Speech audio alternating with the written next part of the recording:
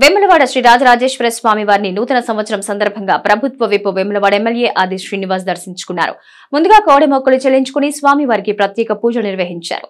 అనంతరం మండపంలో అర్చకులు స్వామివారి కండువా కప్పి వేద మంత్రాలతో ఆశీర్వచనం అందజేశారు. ఆది శ్రీనివాస్ మాట్లాడుతూ వేములవాడ నియోజకవర్గ ప్రజలకు నూతన సంవత్సర శుభాకాంక్షలు తెలియజేశారు.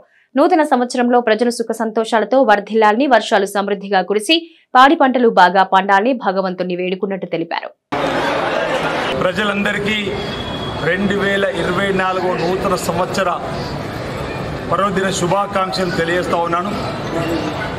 ఈరోజు నూతన సంవత్సరం సందర్భంగా శ్రీ రాజరాజేశ్వర స్వామిని అమ్మవారిని దర్శించుకొని అంతా మంచి జరగాలని, అందరికీ సకాలంలో అమ్మవారి స్వామి ఆశీస్సులు అందాలని చెప్పిన సందర్భంగా ప్రార్థన చేస్తూ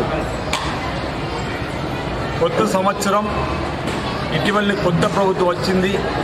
కొత్త ఆలోచనతోటి వేములవాడ నియోజకవర్గంతో పాటు తెలంగాణ రాష్ట్రం యావత్తు కూడా అభివృద్ధి పథంలోకి సాగాలని, ఓవైపు సంక్షేమము, ఓవైపు అభివృద్ధి సమాంతరంగా పరిగెత్తే విధంగా అభివృద్ధి సంక్షేమ బ్రహ్మాండంగా జరిగే విధంగా ఆ స్వామివారి ఆశీస్సులు, అమ్మవారి ఆశీస్సులు ఈ ప్రభుత్వానికి ఉండాలి, ప్రజలకు ఉండాలని, సకాలంలో చక్కటి వర్షాలు బ్రహ్మాండంగా పడి పాడి పంటలు బ్రహ్మాండంగా పండి రైతు వర్గంతో పాటు అన్ని వర్గాల ప్రజలు సుఖమయ జీవితంతో, ఆనందమయ జీవితంతో, అష్టైశ్వర్యంతో, ఆయుర్వేదం ఉండాలని చెప్పని ఆ స్వామివారిని, అమ్మవారిని సందర్భంగా ప్రార్థిస్తూ, ప్రధానంగా ఇటీవల ఎంపిక కాబడినటువంటి నూతన ప్రభుత్వం కూడా ప్రజలందరినీ కూడా అభివృద్ధి పథంలో తీసుకొని పోవాలని, సంక్షేమ రంగాన్ని అందరికీ అందించాలని చెప్పండి.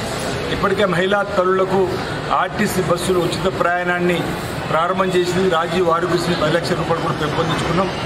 అదేవిధంగా మరో 6 గ్యారంటీలకు సంబంధించిన అమలు కోసం ప్రజాపాలన కార్యక్రమాన్ని కూడా తీసుకొని, గతంలో ఎవరికైనా సమస్య వస్తే సంబంధిత ఎండిఓ, ఎంఆర్ఓ, కలెక్టర్ కార్యాలయానికి వెళ్ళేటువంటి పరిస్థితి కాకుండా ప్రభుత్వమే ప్రజల దగ్గరికి వచ్చి ప్రజాపాలనకు తెరదీసి ప్రజల దగ్గర నుంచి దరఖాస్తులు స్వీకరిస్తూ ఎవరెవరికి అర్హులైనటువంటి వారికి అవసరం ఉన్నటువంటివి అందించేటువంటి కార్యక్రమాన్ని కూడా ఈ ప్రభుత్వం అమలు చేస్తుందనే మాట సందర్భం చెప్తూ, ఇవన్నీ కూడా నిర్విఘ్నంగా సాగాలి, నిర్విఘ్నంగా ఈ పథకాలన్నీ కూడా ప్రజలకు అందే విధంగా కూడా ఆ భగవంతుడు ఆశీస్సులు మరి ప్రభుత్వానికి అందేయాలని చెప్పని నేను కూడా స్వామిని సందర్భం ప్రార్థిస్తున్న ఈ ప్రాంత ప్రజలందరికీ కూడా తన సంపూర్ణమైనటువంటి అనుగ్రహం, కృపా, కటాక్ష ఆశీస్సులు అందేసి ప్రతి ఒక్క కుటుంబ అభివృద్ధిలో ముందుకు సాగే విధంగా, అందరికీ మంచి జరిగే విధంగా ఆశీస్సులు అందేయాలని చెప్పి ప్రార్థిస్తూ మరొక్కసారి ప్రజలందరికీ కూడా 2024 నూతన సంవత్సర శుభాకాంక్షలు తెలియజేస్తున్నాను. అందరికీ మంచి జరిగే సందర్భంగా భగవంతుడు ప్రార్థిస్తున్నాను.